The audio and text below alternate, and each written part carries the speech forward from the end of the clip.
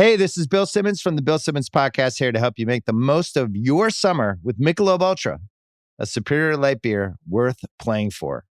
Play for it with the guys when you're competing to see who can sink more birdies on the golf course, because winning tastes even better with Ultra on the line. Play for Ultra. Fill your fridge with Michelob Ultra this summer. Enjoy responsibly. Copyright 2025 Anheuser-Busch Michelob Ultra Light Beer, St. Louis, Missouri. Not all meals are created equal. For instance, breakfast has the spicy egg McMuffin for a limited time, and lunch doesn't. McDonald's breakfast comes first. Ba-da-ba-ba-ba. How do you top your love for your cat? With a cascade of decadent savory gravy over a mouth-watering mousse pate. Fancy Feast gems. 2 gourmet pâtés in one convenient pack. Simply peel and plate to reveal a pyramid shape that makes eating delightful and pamper her with an experience as extraordinary as she is. Turn the everyday into the extraordinary with Fancy Feast gems. I'm Chris Holmes, and this is Burned by Books. Here you'll find interviews with writers you already love, like Jennifer Egan and Rebecca Makkai, mixed in with up-and-coming voices like Alexandra Kleeman and Rumaan Alam. You'll find us wherever you listen to podcasts, but check out previous episodes at burnedbybooks.com and on Instagram and Twitter at burnedbybooks. Let's start the show. In Kevin Nguyen's latest novel, My Documents, the lives of 4 Vietnamese Americans living in a parallel moment to our own will be radically upended when a 9/11-style terrorist attack prompts political leaders to recreate the internment camps of World War II to take Vietnamese Americans out of the general population. In a climate driven by fear and racism, Jen, Alvin, Ursula, and Duncan will be forced to reckon with their relationship to a country that no longer views them as deserving of basic rights and protections. In the world of My Documents, the illusion of freedom and equality for all disappears as panic becomes the dominant mode of government intervention. Once imprisoned in Camp Tacoma, Jen and her family will discover that their lives and stories have been cut off from the outside world, with a black panopticon tower closing off the camp from information getting in or out. When a method for communication with the outside suddenly appears, Jen will create a news conduit moving into and out of the camp and spreading word of the cruelty and appalling conditions. Soon, Ursula, a brand new news reporter, will find herself in possession of some of the most important and groundbreaking stories in the nation. The brutality of life in the camps will put the nation on notice and draw it back to the recent history of Japanese internment. Shocking in its prescience and relevance to our moment of mass deportation and imprisonment, My Documents asks us to care for the individual lives of its characters while demanding that we take stock of the broader historical context that allows us again and again to give over human rights in exchange for the veneer of safety. A novel of deep empathy and narrative power, My Documents is a book of our moment. Kevin Nguyen is the author of the previous novel, New Waves, published in 2020. He is the features editor at The Verge, where he publishes award-winning stories about labor, business, and policing, and was previously a senior editor at GQ. He lives in Brooklyn. Welcome to Burn by Books, Kevin Nguyen. Thanks for having me, Chris. So I want to start with the way in which this novel is structured and how that structure very early on does a wonderful job unsettling us. We begin with these 4 characters and their pretty normal lives and in various stages of transformation in the realms of college and work and family. And then around about page 40, section 2 of the novel begins and comes at us with startling speed. And suddenly we're thrown into a world that bears little resemblance to the ones of the pages prior. And we're in the camps and life in and out is focalized around those internment camps. Was this always your plan for the structure of the novel? And were you wanting to create a sense of whiplash for the reader that would parallel the kind of whiplash that these characters would feel in their lives? Yeah, that's a great question. I'm trying to remember the earliest drafts. I actually think, well, to your point, I think the whiplash, in the finished version of this book is extremely deliberate. What's kind of funny is I think, I think most people that pick up this book will have kind of heard about the concept of it. But I actually sent the book out to a couple friends who were early readers, and around page 50 or 40, they were just like, "Oh, this is a very different thing now." Um, and I realized oh, that's a fun, strong feeling narratively that just kind of changes the momentum of the book and the stakes. And for the characters in the book, I like writing stories about young people because, they're figuring themselves out where they fit in life, what they want. I think that late teens, early 20s is a really ripe time emotionally for a person and definitely a character in a book. But they're actually I feel like they're trying to solve, these things, and they're quite selfish, and their lives are actually quite small. And then this dramatic thing in the book happens that, just kind of expand. Well, it stops their lives in their tracks, and suddenly the stakes of it are so different. Yeah, the that idea of the stakes of one's lives being all about what the context is, because for Jen starting college and Ursula starting into the workforce, that stakes feels very high when you're young, and you feel like, oh, these are the moments that are going to change my lives forever, change our lives forever. And then all of a sudden, the historical context shifts, and those things feel so small. Were you thinking about that kind of the vantage change as historical context changes?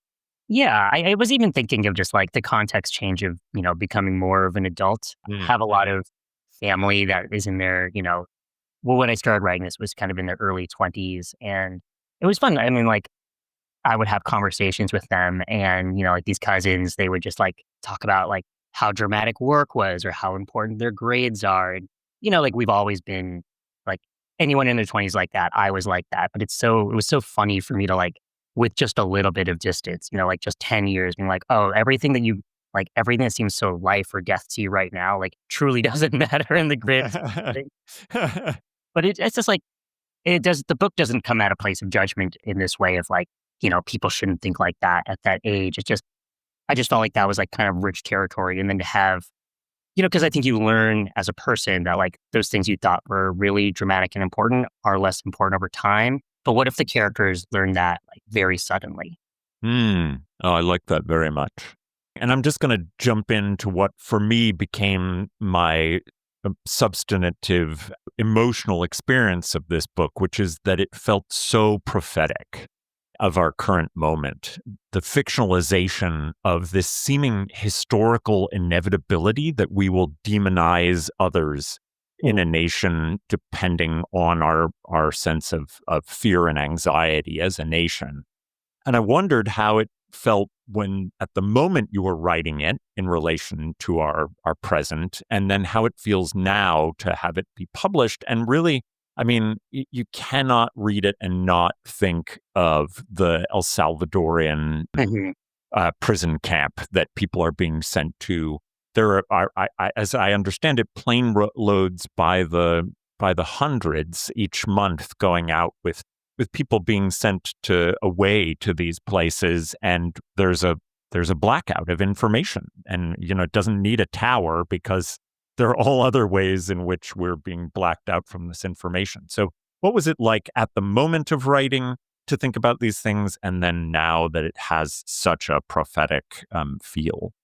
Yeah, I mean, this is a work of fiction, and there are politics in this book, but I didn't set out to write anything that was necessarily political. I wanted the heart of this to be a family story that is set against a strongly political backdrop.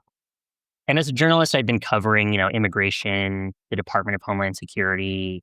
It was just a lot of these things that were already, we've been living under the Department of Homeland Security for just over 20 years. It's that's a fairly new phenomenon in this country. And I think we just kind of, It's like we think ice has been around forever. Like it is, 22 years old. It is a very new Wow. way I of, didn't realize it yeah, was that young. it's a post 9/11. It's formed under the Department of Homeland Security. But yeah, I think it's easy. I mean, 20 years is a long time, but also it's just easy to forget that we did not used to treat people this way. And so I've definitely been hearing from people like, oh, like there's a lot of stuff in this book that's, prescient. And I think a lot of it was already happening, even before Trump, like migrant detention centers had already, I think in the past decade, like millions of people have moved through ICE facilities. So, like, what's happening in this book, there are forms of it happening in the world already. That said, when I like set out to write the novel, I wanted to imagine, oh, okay, like let's take the I've heard a lot of people say this is like dystopian or speculative fiction, which I think are useful terms or genres, but I really wasn't thinking about that when I wrote the book. I thought this of as a grounded work of like literary fiction, and I wanted the world reflected in it to feel realistic. But that said, I like heightened a few things in the background, and just like having this book come out in 2025, part of me is like, I wish I had heightened things like a little bit more. Mhm. There are just some ways in which the realities of this book are honestly not as cool as the current things that this Trump administration is doing. Hmm. Oh, that's very interesting. Although I feel like you don't need heightening. What you have here feels so reflective and so in conversation with those things. And I totally understand. And also, I experienced the novel as a novel of characters and a domestic novel of a family, but how family life and family experience is so dictated by a political moment. Yeah, also one thing that, just to give an example of something, so in the book, the policy that sends the Vietnamese Americans to detention camps is called the American Advanced Protections Initiative, Mm. which the acronym would be AAPI, Yeah. which when I was writing the book, I thought was quite funny to sort of satirize like, the use of acronyms and how we like hide identities behind them, but also they have certain kinds of power. And I think as we were like copying the book, I was like, is this joke or is this thing like too on the nose? Like, would the right wing really like take an acronym and then try and like destroy it or co-opt it? And then of course, like now, like DEI is like exactly the thing Mhm. that the right wing has seized upon, right? Like they've tarnished that phrase and changed the definition quite literally to make it seem like something it isn't. So in that way, DEI is now discrimination. yes, exactly, right? And so, in a way that like I'm not sure I like saw something like that coming because it just feels so on the nose. But now Mhm.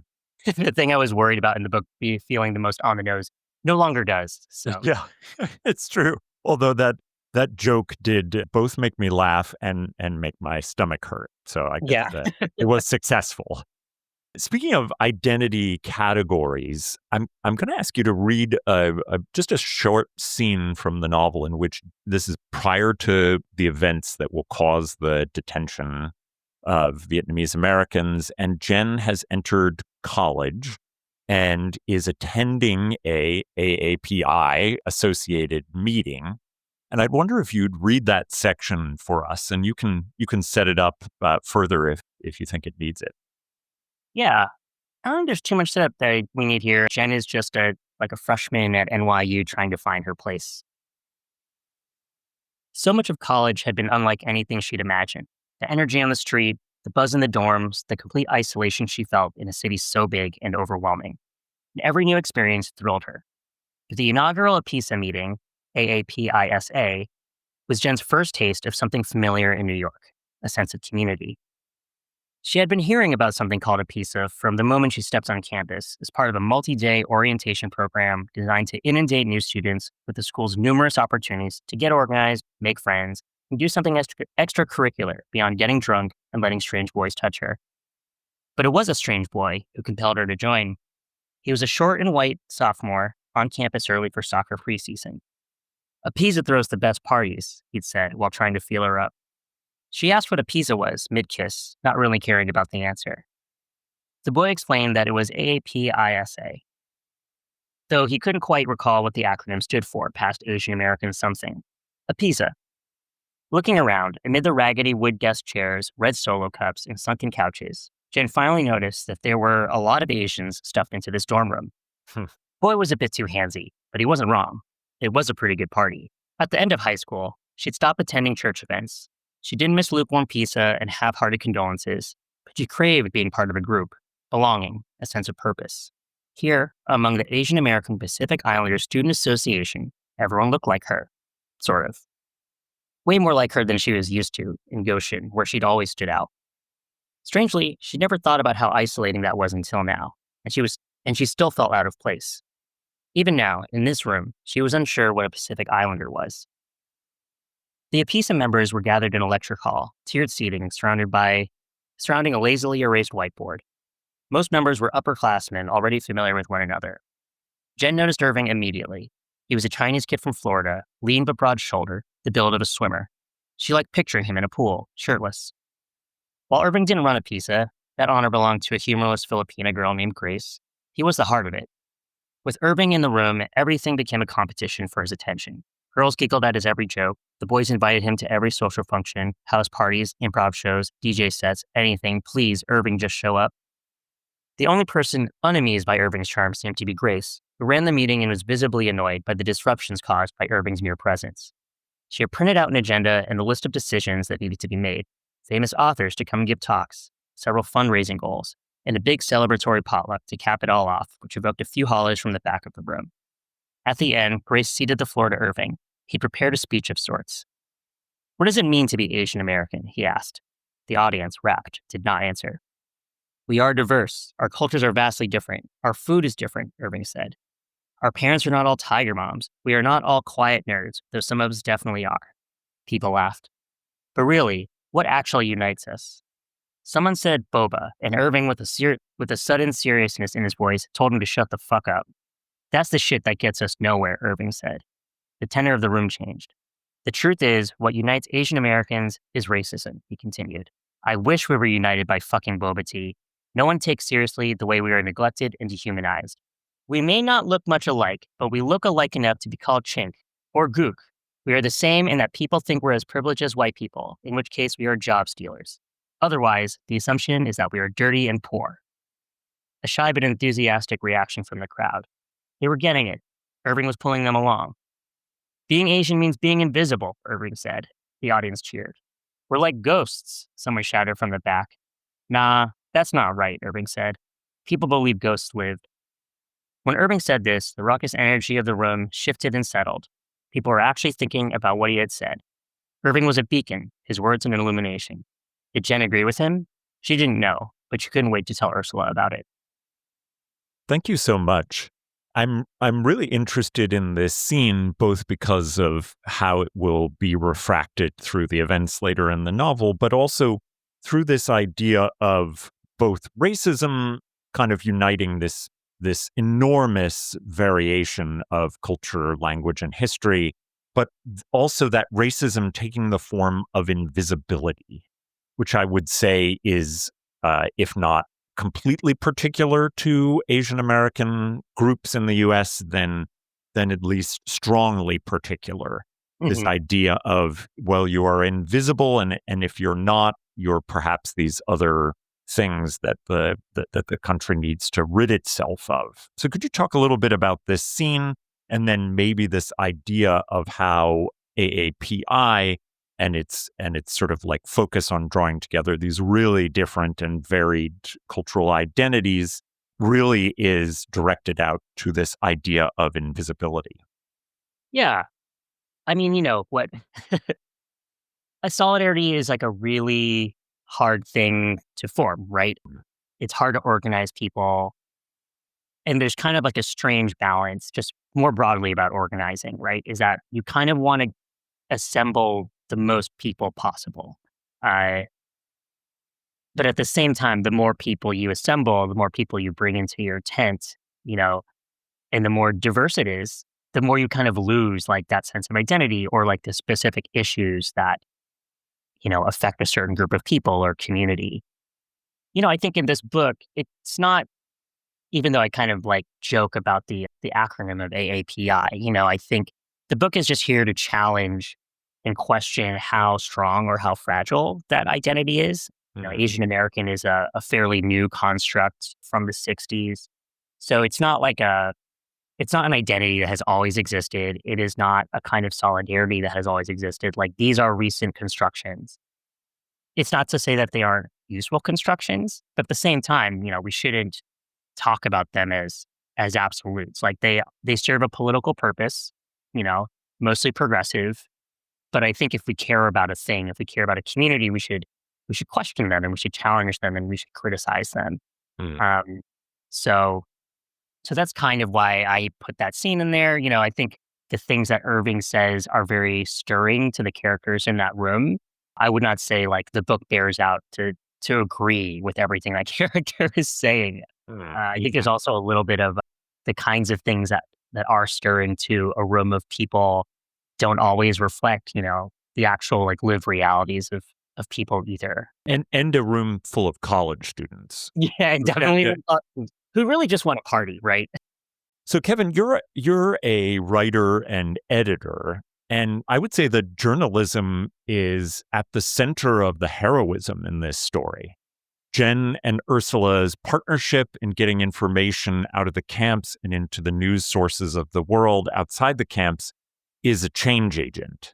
Many people today, I feel, think of journalism as having been stymied by internet culture, and that reliable news and constant bias in one direction or another have made trusting and relying on journalism very difficult. Do you feel, from your sense of being at the heart of real journalism, that there is hopefulness for the future of that kind of news? And do you see it in the novel as expressing something of our desire that kind of work of uncovering news and bringing it to the population can limit the brutality of a country that is bent on the punishment of immigrants and non-white population?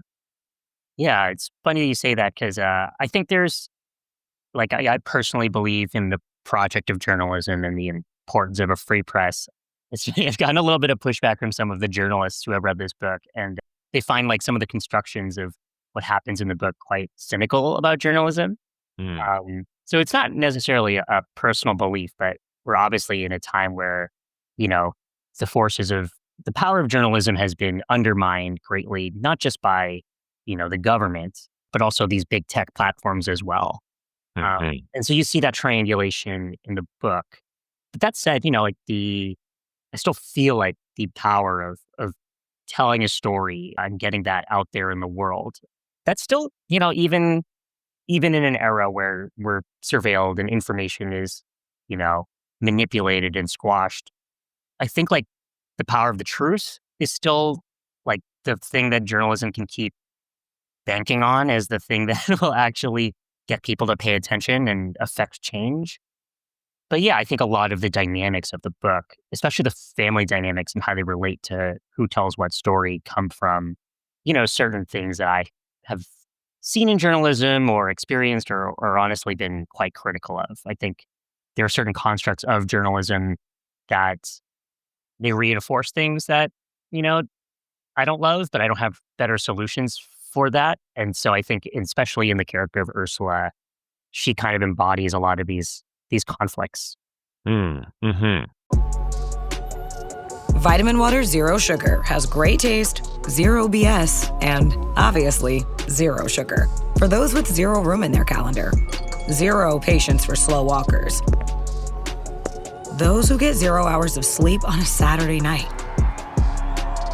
have zero filter, zero given, and zero interest in grabbing a plain, boring water. Grab a delicious Vitamin Water Zero Sugar today. Hey, it's Paris. I love sparkly things, right? Like stars. Duh. And thanks to Hilton and AutoCamp, I just slept under them. Picture me, serving looks by the fire outside my luxurious Airstream. making s'mores with the kids, while a national park is our backdrop. The great outdoors meets Hilton hospitality. That's hot. Explore all the new ways to stay at Hilton.com. Hilton for the stay. Finding a new job is stressful. But with Indeed, it doesn't have to be. Just fill out your Indeed profile with your skills, experience, and desired salary. The more you fill out, the better your matches will be. And hearing from hiring managers will be 2 times more likely. Relax.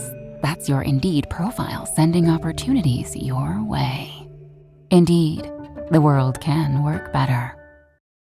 A related question for me concerns the Orwellian dampening of the meaning of words. Ooh. And you show us the protests that follow the internment, but also how, as the protests wane, with them, the language of imprisonment and internment go away, replaced by the banal detention, a word more reminiscent of high school than a prison camp. I think writers in particular have been horrified by the ways in which the language of this moment of mass deportation is being defanged and replaced with government pablum. How does My Documents confront the meaningfulness of language in a time of crisis? Yeah, I think it runs at it pretty directly. I think even just take Japanese internment. Internment is a euphemism for what was happening. And so a lot of, Japanese American scholars I've talked to would really prefer that we use the more honest term, which would be incarceration.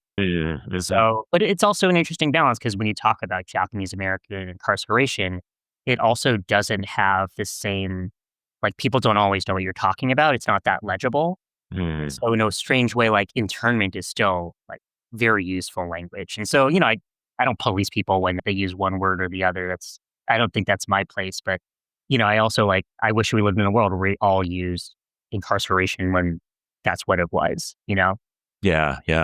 And so, but yeah, I think there's just a lot of ways, there's a lot of things in the book that are, the play into those euphemisms. Like they get sent to, a detention camp and then the government calls it camp because camp sounds fun, We see our current government doing things like that all the time. They just lean into this idea that what's happening to the people, the cruel treatment of certain groups of people, they just make it sound like it's not a big deal. And it's quite hard. I mean, that's another construction of journalism too, right? Like if you quote a subject and they say internment instead of incarceration, you can't change their quote, Yeah. You could try and it wouldn't really be a correction to follow up their quote and try to undermine them. At the same time, that's not really the role of journalism either. It's not just to we construct truths out of, triangulating what various sources say. It's not about being morally righteous, which I think, I see some of the criticisms of mainstream media and how, we, if I can say that I'm part of that, dampen the language that should be used and, we ignore certain realities. But at the same time, the goal of journalism is to present an as truthful as possible worldview. It is not to present a moral worldview. That's such an interesting distinction to make, and also I'm struck by that idea that you can't alter the language that someone gives you in a quote. So a government, a way of shifting language about a brutal thing is then just echoed, even if it's not what the journalist would like. Yeah, I mean, I think the remarkable thing about the Trump administration in particular is just they're just shameless. They lie in a way that no administration, right wing or left, has done before. Not with this kind of velocity and lack of shame. So I think there's a lot of questions in every newsroom about how do you keep up with that? They can also just lie about things that are impossible to go out and verify, without some kind of deep government access or some kind of knowledge. And this is happening on a daily basis. So at what point is we're reporting on the truth of what a government official said, but at the same time, what's the balance between that and also just regurgitating government propaganda. It's just like hard to, you have to make those decisions on a daily and then sometimes hourly basis. And the flooding the zone that has become synonymous with their public communication means that you have to make those decisions by the thousands in a day, seemingly. Yes. Yeah. And I think, I look at some of the more like, I would say like Blue Sky is maybe a more left leaning social platform. And they're quite critical, particularly of the New York Times. And I think that's great.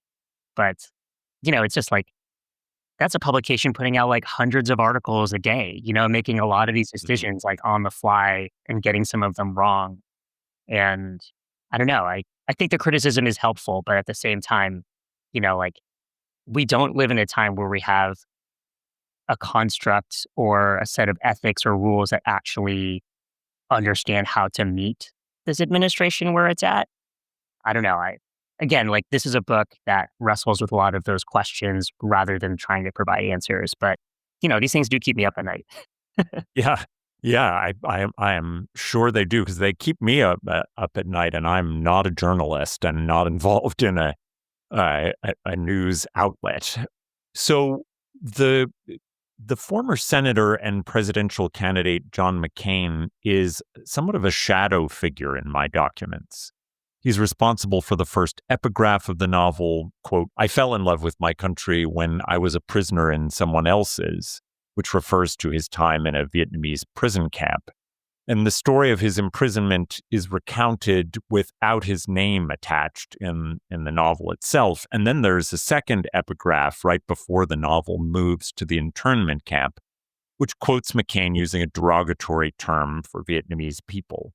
Characters in the novel speak directly to his heroism without naming him, but do not shy away from his racism and his complicated relationship to Vietnam after the war.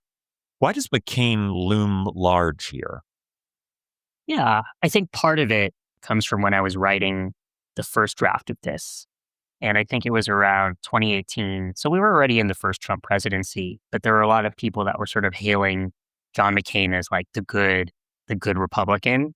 And while I do find him like more savorable than like than Donald Trump, it's like he's still like That's a low bar. it's a really low bar, and it's just and the quotes, in the epigraphs are real. Like on the campaign trail when John McCain was, trying to become president, running against Barack Obama, like he said the word gook and did not apologize for it. And, like this is just like still a person that carries a certain hatred for groups of people. And it was just strange to me in 2018 how we're letting him off the hook for this background and for the things he said and never apologized for. Like it wasn't a slip up that he said gook, he said it repeatedly. And so, I don't know, I just thought like thinking about him, there's kind of like there are ways in which the book is a little bit unspecific with some of the details, but there's kind of an insinuation that like perhaps he is the president that has, signed into law the executive order that sends Vietnamese Americans to detention camps. But yeah, I guess, John McCain's story is interesting. Like he was a POW. He understands the Vietnam War better than most Americans do. And yet, like, he just can't let go of this hatred in his heart. Yeah.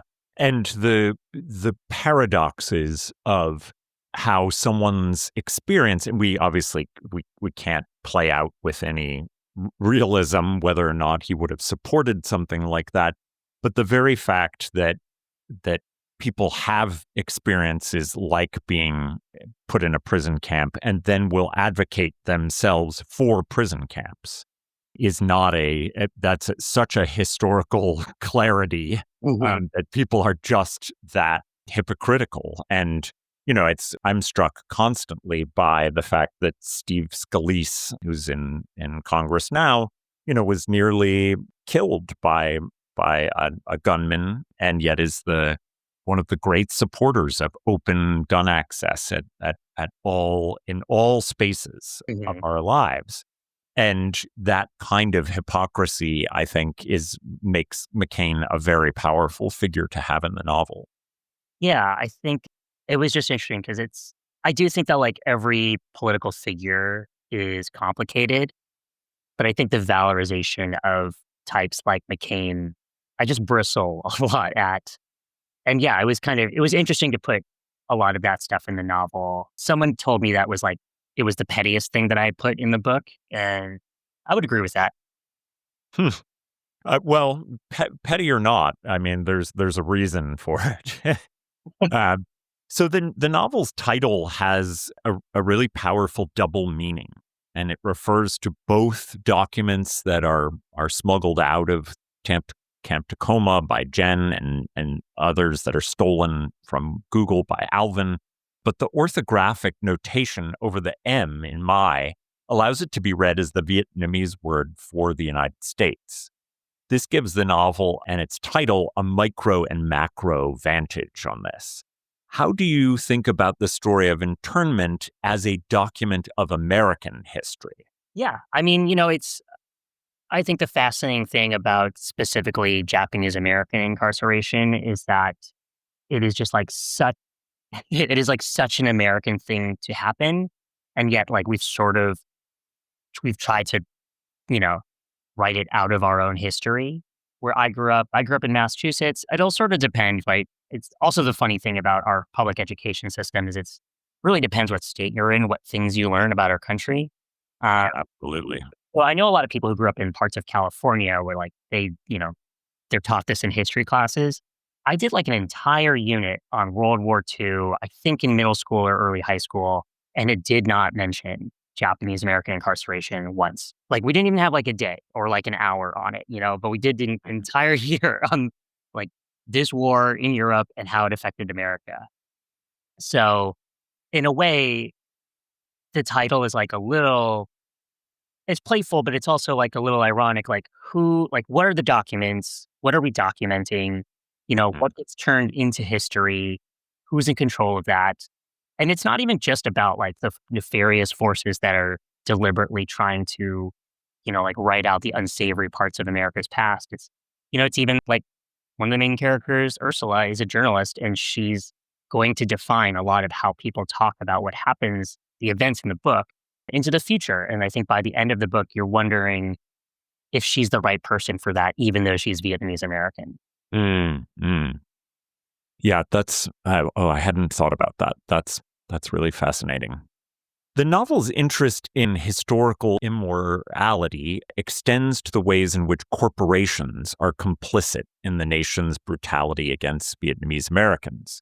In particular, Amazon and Google are principally complicit in aiding in or profiting from the internment camps. How did you want the reader to encounter capitalism's giants as characters that you name check directly in this parallel America? Yeah, it's one of those things that I thought might be a little more surprising to readers had we not like run into 2025 because when I was writing this, I think until pretty recently, like we've thought about, Google especially, but also Facebook and Amazon and some of these companies as being like large tech titans that had like sort of progressive values on some level.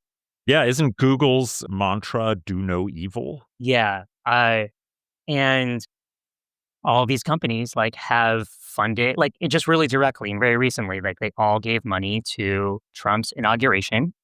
They're all funding the military parade that will be happening this Saturday. Oh, I did not know they were funding it. That is, excuse my language, that's so fucked up. It's pretty fucked up. Yeah, so it's like all of these big companies that, like I don't think anyone ever really thought these companies were good necessarily, but like they were at the forefront of, democratizing technology on some level, diversity and inclusion. There were just ways in which they seemed, or at least, had the veneer of being progressive. And like as soon as like the shareholder price is, or the stock price is at risk, they just like backtrack on this quite quickly in kind of like in darker ways than I could have imagined. Yeah. Oh my gosh. Yeah. Again, you were way prescient. And I wouldn't have guessed that Google, within like seemingly hours of the president deciding that it's the Gulf of America, would just update Google Maps to say as such. Well, it's funny, like there's even like a brief thing about Google Maps in my documents. And I would say like if I had written that like the government would force us to change Gulf of Mexico to Gulf of America, I would have been like, no, like no one would believe that. That's like too silly. And then our reality is like sillier than the dystopia that I have written in this novel.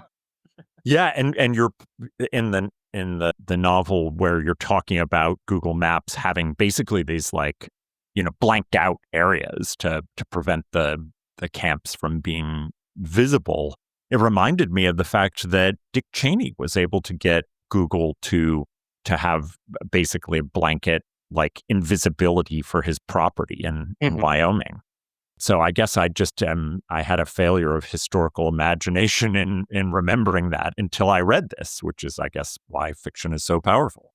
Yeah. I mean, there's on some level, there's big tech companies like adhering to the law, the government is still more powerful than these companies. On the other hand, there is like these companies donating money to a military parade. Like they're not like mandated to do that. So I think we're like on a new, different level of this sort of, well, I guess the word's just corruption, right? So Yeah, absolutely.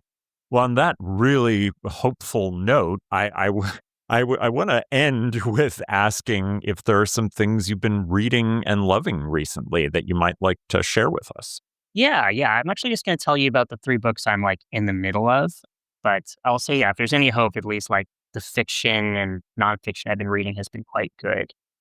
So yeah, actually the first thing I want to talk about is Clam Down by Annalise Chen.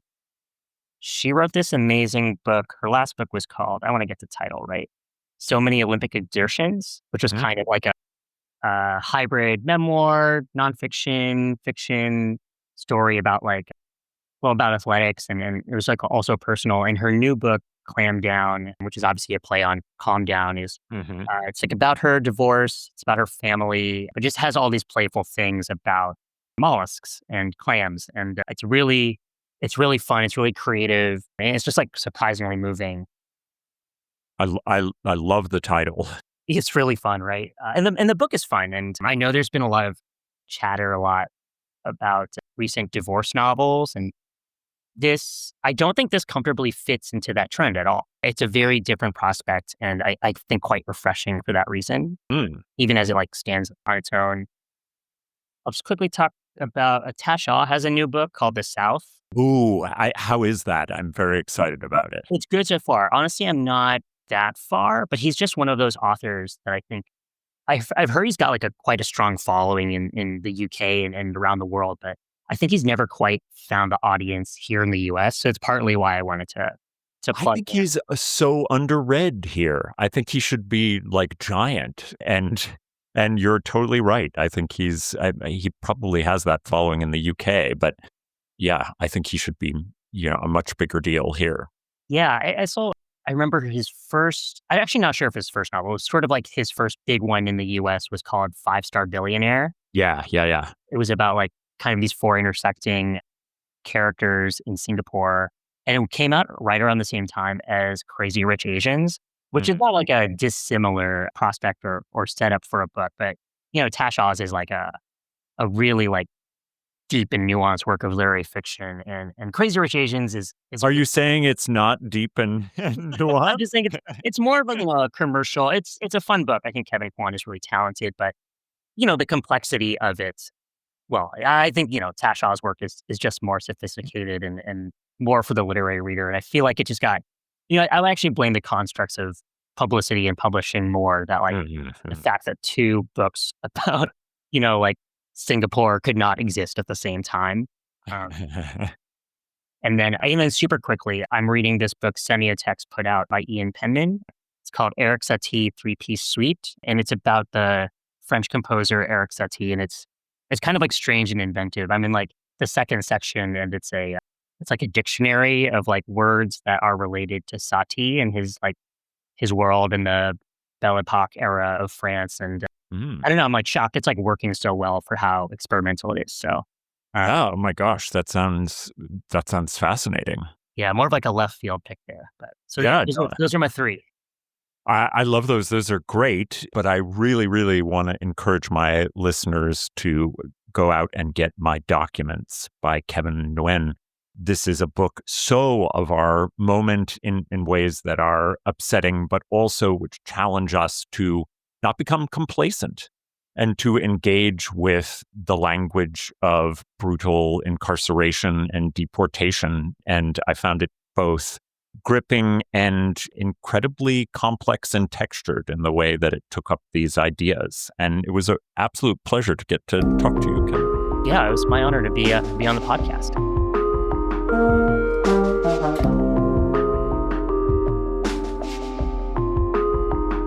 Well, that's all for me for now. My thanks to Kevin Nguyen for coming on to talk about his latest novel, My Documents. You can find links to purchase My Documents and all of Kevin's recommended books at the website, burnedbybooks.com. There you'll find all of our previous episodes, links to buy a podcast t-shirt, and ways to get in contact.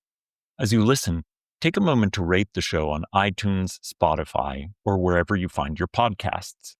Until next time, this has been Burned by Books.